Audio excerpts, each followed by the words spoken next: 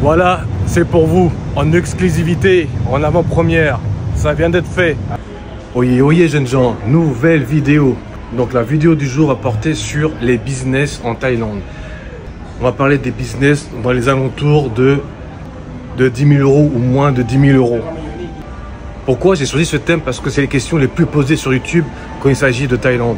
Comme vous me connaissez, moi je vais dire les choses différemment. Je vais vous donner mon point de vue, ce que je n'apprécie pas dans toutes les vidéos YouTube que je vois ou TikTok sur les pro-businessmen de la Thaïlande. À chaque fois, vous allez voir des témoignages de personnes qui veulent créer des business en Thaïlande avec un budget de 100 000, 200 000, qui dit mieux 300 000, 400 000 dans des restaurants, dans des bars. On a l'impression que les Français sont condamnés dans le business à faire que des restaurants ou des bars. Et le problème dans tout ça, c'est qu'il y a d'autres personnes en France qui font du métro boulot dodo, comme on va dire. Hein. C'est le terme qu'on entend souvent sur YouTube ou TikTok, qui sont frustrés, qui veulent changer de vie et rêvent de venir en Thaïlande, mais n'ont pas ce budget de 200, 300, 400 000 euros comme certains annoncent sur les vidéos. Il y a une certaine frustration qui s'installe chez eux. Mais il ne faut pas être frustré, mes amis, il ne faut pas être frustré. Parce que moi, je vais vous dire certaines vérités. La vérité, c'est que moi, j'ai fait 14 de ces fameux restaurants-bars. Ça me fait chier de le dire, mais malheureusement, la plupart des gens ont fermé. Je ne sais pas tous fait, mais à chaque fois que je vais visiter une ville, j'essaie de donner de la force à mes compatriotes qui sont passés sur les chaînes. Ah tiens, il y a un Français là-bas. Ah tiens, il y a un étranger. Je vais aller boire un coup chez lui. Je vais manger chez lui. Lui donner de la force, échanger des informations. Vous savez que le réseau, c'est très important en Thaïlande. Et à chaque fois, j'en ai fait 14. Les 14 étaient fermés. Et la vérité, elle est là. Consultez les chiffres. Vous allez voir que 85-90% des bars, des restaurants ferment en Thaïlande, que ce soit des Thaïlandais et des étrangers. Donc, pour les étrangers, c'est encore pire. Il y a peut-être que 5 ou 10% des étrangers qui réussissent à pérenniser leur business. Donc moi, je ne vais pas faire des vidéos dans le même sens que les autres. Oui, venez en Thaïlande avec 200 000, 300 000, prenez votre héritage, vendez votre maison, venez en Thaïlande, ouvrir un bar ou un restaurant ou un bar à filles, je ne sais pas trop quoi. Et en fin de compte, vous allez vous prendre un mur. Non, non, non, moi je vais faire les choses différemment. Je vais directement discuter avec des Thaïlandais qui ont des business depuis 1, 2, 3, voire 10 ans, prendre leurs conseils, voir quel business ils ont créé, simplement pour vous montrer qu'il n'y a pas besoin d'avoir des centaines de milliers d'euros afin de créer un business viable, fiable en Thaïlande. Donc mon défi du jour a été de trouver quelques business, quelques idées de business à moins de 10 000 euros. Attention, quand je parle de 10 000 euros, je parle juste du business. Il y a plein de choses aussi qu'il faut prendre en compte aux alentours. Les taxes, qu'il faut employer un Thaïlandais pour créer un business en Thaïlande. Il faut aussi compter vos visas, vos billets d'avion, où est-ce que vous allez loger, en appartement, en condo ou dans une villa. Est-ce que vous avez des enfants ou pas des enfants? Est-ce qu'il faudra les scolariser? Il y en a plusieurs qui ont réussi sans avoir des milliers d'euros. Vous pouvez voir le témoignage sur la chaîne de Sabrita, une personne qui a créé un business sur les scooters de mer. Il est parti sur un scooter, puis 2, puis 3, puis il a créé son agence de scooters de mer, de jet ski. Et on a un témoignage d'une autre personne qui lui restait quoi? Pas grand chose, 1000 ou 2000 euros. Et il a créé son agence de location de 2 roues, de scooters. Et puis je crois que maintenant aujourd'hui il y a une cinquantaine, soixantaine de scooters. Il a plusieurs agences à travers la Thaïlande. Donc comme quoi il n'y a pas besoin des millions et des millions d'euros pour créer un business en Thaïlande. Et surtout vous n'êtes pas condamné à faire que des bars et des restaurants. Donc je vous dis honnêtement, ça ne me fait pas sourire, ça ne me fait pas plaisir de voir des compatriotes perdre tout leur argent, leur investissement. Et quand je pose la question à certaines personnes, pourquoi tu es venu en Thaïlande? Souvent on entend, ah oui, je suis venu une fois en vacances, ils ont passé des semaines à Pattaya, ils ont passé des semaines à Phuket, puis ils ont dit, moi aussi je veux cette ville-là, je veux créer un bar. Et d'autres personnes, ils sont venus en Thaïlande, ils ont tout plaqué, ils sont venus en Thaïlande parce qu'ils ont vu des vidéos, certaines personnes qui disaient, ah je vais investir dans des bars et des restaurants et je vais devenir millionnaire. Je souhaite ta belle vie. Mais ces gens-là ne montrent pas l'autre facette, la facette des échecs, d'accord? Je suis parti à Phuket voir des compatriotes. Ah, le restaurant est fermé. Ah, le bar il est fermé. Je vais à Pattaya, c'est pareil. Je vais à Udon Thani, dans le nord, c'est pareil. Je vais à Khon Kaen, Chiang Mai, fermé, fermé, fermé, fermé, fermé. Ah ouais. J'ai même une connaissance que j'ai connue à l'aéroport il y a 3 ans de ça. Ça fait 3 ans qu'on continue à échanger, on a gardé contact. Il est à son 4e bar. Ça fait 3 fois qu'il met la clé sur la porte et il ouvre un 4e bar. Je lui ai demandé, est-ce que tu veux pas faire autre chose que les bars? Et non, non, non, il veut absolument rester dans les bars. À un moment donné, quand ça marche pas, il faut se remettre en question. Une fois, tu peux dire, punaise, j'ai mal réalisé mon étude de marché. 2 fois, 3 fois, 4 fois. À un moment donné, il faut dire, ben, t'es pas fait pour ce métier-là, quoi, tout simplement. C'est un métier qui est très difficile. La réalité, je vous rappelle, c'est qu'il n'y a que 10 à 15% des personnes qui réussissent à persévérer sur du long terme. Moi, je vous dis sincèrement les choses. Je ne suis pas youtubeur. Les youtubeurs, c'est ceux qui sont rémunérés par YouTube. Moi, ce n'est pas le cas. Avant, j'habitais à Dubaï. J'ai plusieurs petits business, dont un business dans le e-commerce. C'est pour ça que je me suis installé en Thaïlande. Pendant 3 ans, je faisais 6 mois en Thaïlande, 6 mois Dubaï, 6 mois Bangkok, 6 mois Dubaï, ainsi de suite pendant 3 ans. Avant de me décider de rester définitivement en Thaïlande. Pourquoi? Parce que depuis peu, la Chine, il n'y a plus besoin de visa pour aller en Chine. Comme je fais du e-commerce, je suis près de mes fournisseurs, je suis proche de mon lieu de stockage de ma marchandise. Dès qu'il y a un chargement, dès qu'il y a un problème de papier, j'appelle. 2 heures après, je suis en Chine, on vient me chercher à l'aéroport et c'est réglé. Donc, je ne suis pas parti d'un coup de tête pour venir m'installer en Thaïlande. C'était mûrement réfléchi. J'ai mis 3 ans à me décider en faisant 6 mois à Bangkok, 6 mois à Dubaï, ainsi de suite. Donc vous, c'est pareil. Vous ne devez pas partir du jour au lendemain sur un coup de tête parce que vous avez vu une vidéo YouTube ou TikTok.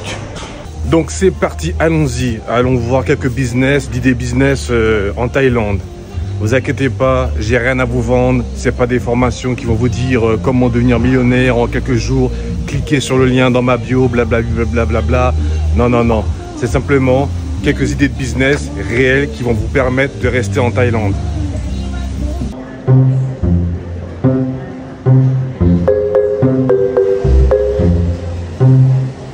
Donc, comme vous avez pu le constater, il y a 2 cafés. Il y a le Starbucks que tout le monde connaît. Et juste à côté, en face, il y a le concurrent de Starbucks, c'est-à-dire le Starbucks à la Thaï. Ils appellent ça Amazon.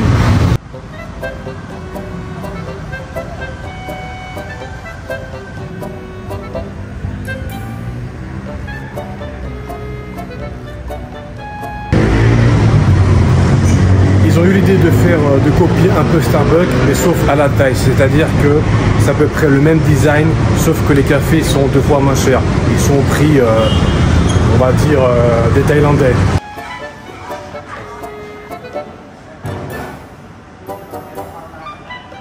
Donc le prix des cafés à Starbucks est dans les alentours de 100, d'accord. Et celui de Amazon, est à 50 bahts, 2 fois moins cher. Maintenant, je vais vous montrer un autre café où est-ce qu'il est 3 fois moins cher que Starbucks et qui gagne pas mal d'argent. C'est celui-ci. Vous avez des cafés à 29 bahts, 30 bahts. Je vais goûter un de ces petits cafés et je vais lui poser quelques questions sur son business, voir si c'est rentable. Excellent. Non, à la chaude. La chef de la sécurité à la chaude. Comme d'habitude, c'est l'ambiance à la Thaï. L'agent de sécurité qui vient s'asseoir parce qu'elle a trop chaud, elle va boire un petit café tranquillement. C'est pas en France qu'on va avoir ça. Ils ont tous le sourire. Bonne ambiance. Donc vous voyez, il n'y a pas de meubles, il n'y a pas de chaises, il n'y a pas de table. Donc il n'y a pas besoin de nettoyer, de déplacer les tables. Elle paye juste là, ici, à petite location, 1500 bahts. Il n'y a pas de climatisation. Je ne sais pas si c'est pas électricité, mais bon, brancher une machine à café, c'est pas ça qui va faire exploser le budget du café, quoi. Bon, on va goûter le café. Le cappuccino, il est excellent. Franchement, 30 bahts, 29 bahts, c'est vraiment... Et dire que vous allez payer 2 fois plus cher chez Amazon et 3 fois plus cher chez Starbucks, qui a vraiment de l'argent à se faire. Ouais, les gars. Je ne savais pas que cette technique fonctionnait encore. Elle m'a expliqué que le café n'a jamais été à ce prix-là à 55 bahts, il a toujours été à 29 bahts. C'est juste pour attirer le client. Les clients croient que c'est une promotion et les gens se ruent. Voilà, une technique vieille comme le monde qui fonctionne encore.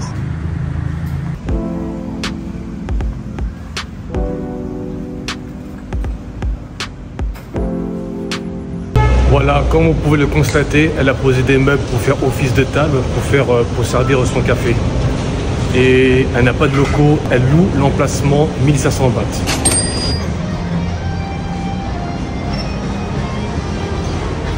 Donc elle me disait qu'elle faisait à peu près 200 à 300 clients par jour. Donc vous faites le calcul, elle a des petits cafés à 29, 30 bahts et puis d'autres cafés qu'elle vend à 50 bahts. Donc vous faites une moyenne fourchette 200 à 300 clients par jour avec des cafés à 30 et 50 bahts et vous avez une idée du chiffre d'affaires qu'elle se fait. Donc elle a simplement une machine à café, du lait et plusieurs sirops pour les saveurs que vous désirez. Donc il n'y a vraiment pas grand chose en point de vue de l'investissement de départ. Là encore c'est pareil, le café n'a jamais été à 65 bahts, il a toujours été à 29 bahts. Ah là là, quelle menteuse celle-là.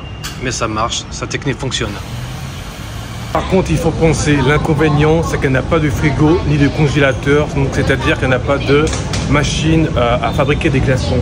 Donc elle a un bac rouge, donc c'est un service, un abonnement, une société qui vient livrer des glaçons et elle met dans la grande glacière rouge. Donc il faudra penser dans votre business, prendre un abonnement avec une compagnie pour se faire livrer des glaçons, pour pouvoir servir des cappuccinos glacés ou du thé glacé. Voilà, comme vous pouvez le constater, des grosses glacières. Vous passez un abonnement et ça dépendra du nombre de sacs de glaçons que vous allez commander et la taille de la glacière. Alors donc du coup son chiffre d'affaires minimum est à peu près 280 000 bahts. Et puis son meilleur chiffre d'affaires est dans les alentours de 450 000 bahts. Waouh! En vendant des cafés à 30 bahts. C'est une dinguerie. Donc ma conclusion pour ce business, les taux de réussite en Thaïlande de la création d'un café est de l'ordre de 70 à 90% de réussite. Il n'y a que 10% des cafés en Thaïlande qui ferment. Donc si ça ferme, c'est vraiment que votre café est mauvais, ou le marketing est mal fait, ou soit l'emplacement. En fin de compte, l'étude de marché a mal été effectuée. Tout simplement, la localisation de votre café n'est pas bonne du tout. Comme on dit dans le business, on ne va pas réinventer la roue. On va prendre des choses qui fonctionnent et on va faire ça différemment, faire une variante des choses. Donc comme je disais, il faut prendre des choses, des business qui fonctionnent déjà, reproduire exactement la même chose en faisant une petite variante. Il y a énormément de cafés à travers toute la Thaïlande. Ce qui différencie, c'est le style. Par exemple, vous avez pour les businessmen Starbucks. Après, vous avez Amazon pour ceux qui bossent, qui ont des revenus médians. Et puis, il y a des cafés spécialement pour les jeunes. Ceux qui sont fans de K-drama, il y a des cafés style K-drama. Ceux qui sont fans des Coréens, vous avez des cafés style un peu à l'image des Coréens. Voilà, vous m'avez compris. Donc moi, l'idée, donc ce serait moi, je ferais un café style français Paris. C'est très bien que les Asiatiques qui kiffent, aiment tout ce qui est Paris, la mode parisienne, Gucci, Louis Vuitton, Jean-Paul Gaultier, j'en passe. Voilà, vous connaissez toute la panoplie. Vous faites un café avec le logo de la Tour Eiffel, du drapeau français, de l'élégance à la parisienne. Vous êtes sûr que vous avez ciblé les personnes qui sont fans de la French Touch et ils iront acheter votre café. Donc faites un café style parisien qui reproduit un petit peu le chic à la parisienne, l'élégance à la parisienne, à la française. Vous allez voir que toutes les femmes qui sont branchées style occidental vont acheter ce café juste parce qu'il y aura le logo de Paris, de la France dessus. Sincèrement, je vous le dis, vous aurez plus de chances de réussite pour la création d'un café que de la création d'un bar ou d'un restaurant.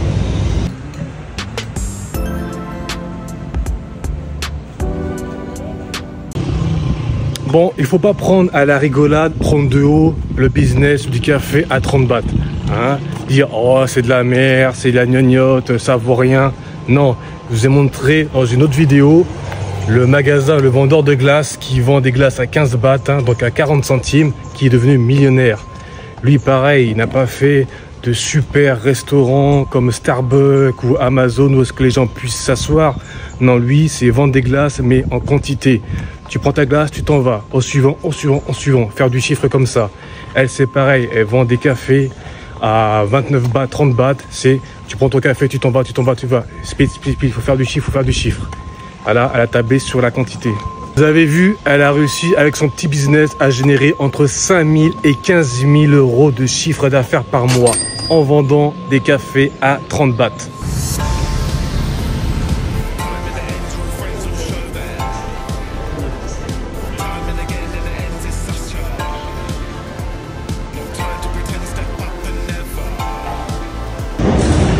Vous avez vu un autre style de café, ça s'appelle One Tutu.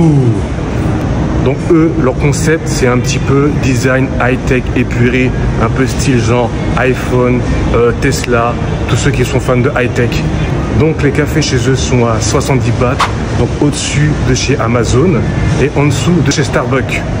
Chez Starbucks, il y a un petit peu de monde, mais pas grand-chose. Mais la plupart des personnes sont parties à côté, chez le One Tutu. C'est nouveau, c'est design, et voilà. Donc je vous ai dit, il ne faut pas réinventer la roue, il faut copier ce qui fonctionne et faire une variante. Et l'avantage par rapport à un restaurant, c'est que vous n'avez pas besoin d'acheter la nourriture, faire attention aux dates de péremption. Il faut travailler la nourriture, il faut la cuisiner, perdre du temps. Toute la nourriture qui n'a pas été vendue et les invendus, il faut jeter à la poubelle, donc il y a des pertes. C'est tous ces problèmes-là que vous n'avez pas quand vous investissez dans un café.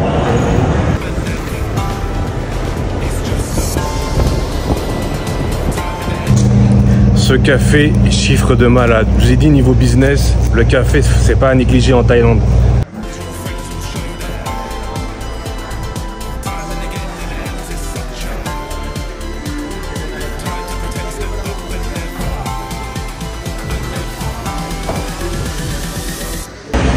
Comme vous avez pu le constater, c'est du vrai bon café. C'est extrêmement bon. Le café vient de Thaïlande, de Chiang Mai. Arrêtez d'aller dans vos Starbucks à 2 balles là. Venez ici boire du bon café. Franchement, aucun regret. Incroyable.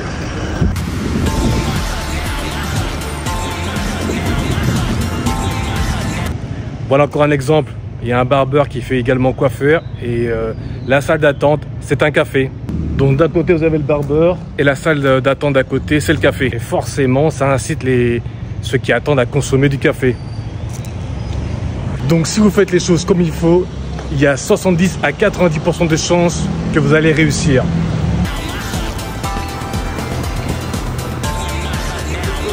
Comme je vous l'avais expliqué déjà précédemment dans une autre vidéo, le gars il a créé son magasin de glace, des glaces qui vont à 15 bahts, c'est-à-dire 40 centimes, et il est devenu milliardaire. Son entreprise est cotée en bourse, simplement en vendant des glaces à 15 bahts.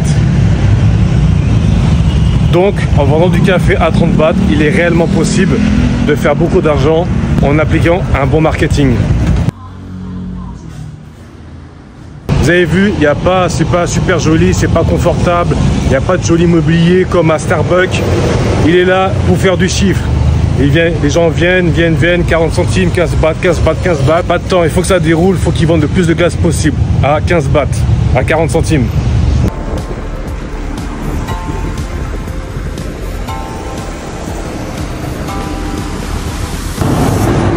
Ça me fait à chaque fois triper cet endroit. Nous sommes au-dessus du centre commercial.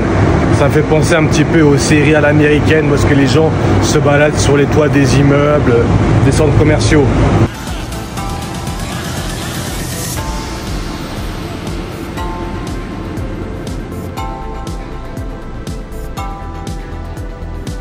Là, au calme, nous sommes sur le toit du centre commercial.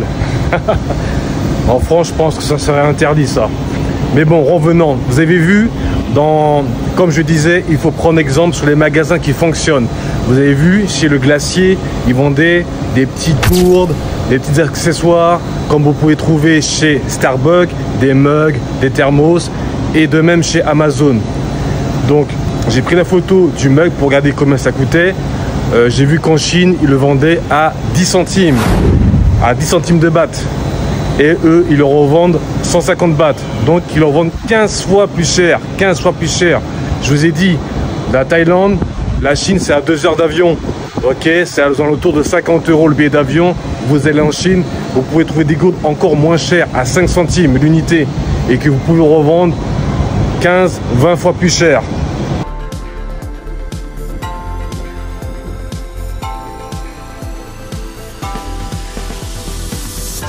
J'aime bien venir ici sur ce toit du centre commercial parce que après un footing, j'aime bien faire mes étirements ici. Donc, et quelquefois, j'arrive à apercevoir, à surprendre quelques adolescents s'embrasser en cachette. Ça me fait rigoler, ça me fait penser à notre enfance. Mais surtout pour vous rappeler que la Thaïlande, c'est un pays qui est bouddhiste, majorité bouddhiste, et que dans la culture et dans leur éducation, il est très mal vu de montrer des gestes d'infection en public, que ça soit se tenir par la main ou de s'embrasser en public. Voilà, donc c'est très rare de voir ça, à part si évidemment vous aimez aller dans les rues chaudes de Phuket, de Pattaya ou de Bangkok, oui vous allez en voir, mais généralement c'est très mal perçu. Mais revenons au business, 3 revenus en un, c'est-à-dire que vous avez votre café qui va générer de l'argent. TikTok, faites des TikTok live, pourquoi? J'en sais rien. Il y a énormément de personnes qui filment, qui font des lives sur leur lieu de travail, que ce soit le boucher, que ce soit le boulanger, ils font des lives et ça fait des milliers de vues. Donc faites la même chose, embauchez une femme thaïlandaise séduisante, maquillée, qui prépare le café, vous allez voir qu'il y a des milliers et des milliers de personnes qui vont se connecter à votre live pour juste regarder la belle femme thaïlandaise à préparer le café. Je ne sais pas pourquoi, mais ça fonctionne et ça va vous générer de l'argent. Donc une deuxième source de revenus. Troisième source de revenus, c'est-à-dire les objets dérivés, les accessoires, mugs, tasses, cuillères, ce que vous voulez. Vous les incluez dans la boutique TikTok, c'est-à-dire que pendant que les utilisateurs regardent le live TikTok de la fille qui prépare le café, ils cliquent sur le bouton de la boutique, ils ont accès à tous vos accessoires en vente et vous pouvez vendre en ligne directement vos tasses, vos mugs, vos t-shirts, vos cuillères, je ne sais pas ce que vous avez besoin de vendre, vous vendez. Ça fait 3 sources de revenus à ne pas négliger. Waouh, le vent commence à se lever. Donc j'ai fait plusieurs vidéos sur des entreprises que j'ai pu visiter. J'en ai fait une dizaine je pense. Mais bon, je n'ai pas toutes mis en une seule vidéo parce que ça fait beaucoup trop long. Donc n'oubliez pas d'activer la cloche et de vous abonner pour suivre les autres vidéos sur les autres entreprises que j'ai pu visiter afin que ça puisse vous donner des idées de business, de vous lancer dans tel domaine, oui ou non. Et après on va essayer d'augmenter le niveau, c'est-à-dire visiter des entreprises avec un budget de 20, 30, 40, 50 000 euros.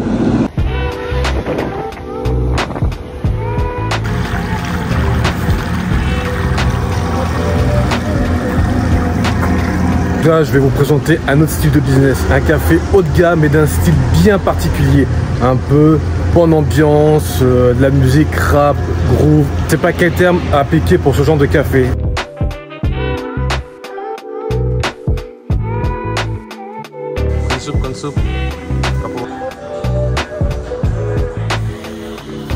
Vous allez voir que le café vient directement du nord du pays, de Chiang Mai. Vous allez voir que les graines de café est torréfiées directement à l'intérieur.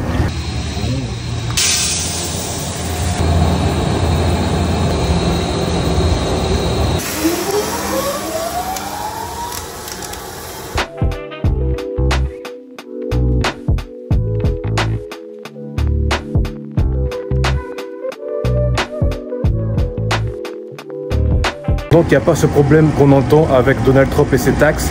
Comme le café vient de Thaïlande, il n'y a pas de taxes, contrairement à tous les restaurants western food. Quand on dit western food, c'est des restaurants un peu à l'occidental. Les imports de nourriture de l'Occident, il y a des taxes à payer, donc forcément il y a un coût supplémentaire pour les restaurateurs et ainsi pour le client. Et là, vous n'avez pas ce problème-là dans ces cafés si vous fournissez chez des producteurs thaïlandais.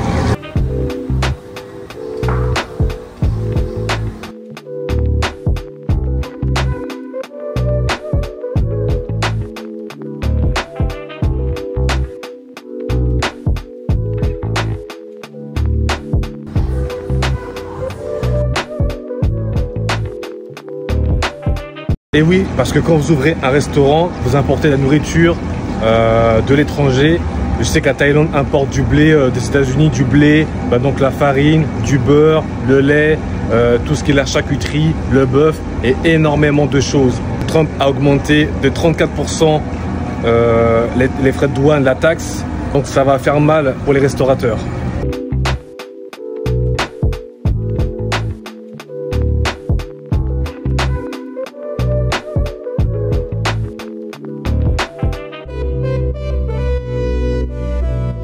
C'est très intéressant, j'avais parlé de ma stratégie afin de vendre du café, ensuite de faire des live TikTok et vendre des produits dérivés. Ils ne sont pas pris la tête à vendre des mugs, des accessoires divers et variés. Non, eux, ils ont préféré vendre du café torréfié, des paquets avec plusieurs parfums, plusieurs saveurs. C'est très malin de leur part parce que c'est vrai que les mugs, les accessoires, une fois que vous les avez achetés, vous n'allez pas revenir. Mais les graines de café, une fois que vous avez terminé le café, vous êtes obligé de revenir commander à l'infini.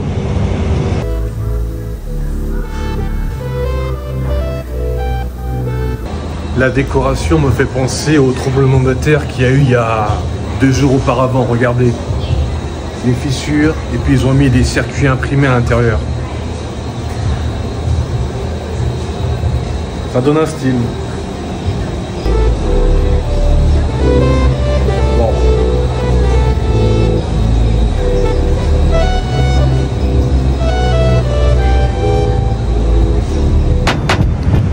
Voilà, c'est pour vous, en exclusivité, en avant-première. Ça vient d'être fait. Vous voyez, il n'y a personne, je suis tout seul. Nous sommes à Bangkok, à Sukhumvit, l'artère principale de Bangkok. Ici, l'emplacement pour faire du business coûte très cher. Trouver un local commercial pour pouvoir ouvrir son business, il faut quand même avoir les pépettes. Donc, ils vous ont mis à disposition une place, un marché libre, free, c'est-à-dire gratuit. Le vendredi, samedi, dimanche, vous venez, juste une table, des chaises, et vous vendez votre café. L'emplacement est gratuit. Imaginez à Paris un emplacement pouvoir vendre du café ou n'importe quoi aux Champs-Élysées. De même à Genève, les emplacements pouvoir louer coûtent extrêmement cher. C'est pareil à Bangkok. À côté, vous avez le centre commercial Terminal 21 que tout le monde connaît, ceux qui sont venus à Bangkok savent. Et pas trop loin, vous avez la station Nana, la fameuse station où est-ce qu'il y a la ruelle avec les travailleuses de la nuit. Alors, vous avez vu, la superficie, c'est immense. Imaginez, vous avez une idée de business, vous ne savez pas si ça va fonctionner, oui ou non. Venez ici 2-3 jours, 2-3 week-ends de suite et vous allez constater si oui ou non vous faites des ventes. Si votre business il est bon, si vous voyez que ça fonctionne, ça marche, pourquoi pas louer un emplacement mieux situé, pourquoi pas prendre carrément louer un local. Vous voyez, l'emplacement il est parfait. Vous avez les passants qui passent dans la rue, les futurs clients potentiels, vous avez la station de gare et les escaliers qui mènent au métro aérien. Donc vous arrivez dans les premiers, vous mettez ici et je vous dis que votre business va chiffrer. Regardez-moi la superficie disponible. Dépêchez-vous, ne perdez pas de temps. Chasing dreams, seen through kaleidoscope scenes. Utopia's a path where my spirit gleams. Yeah, flow like river, ain't no way to the limit. Spiritual energy, my soul's innerly vivid.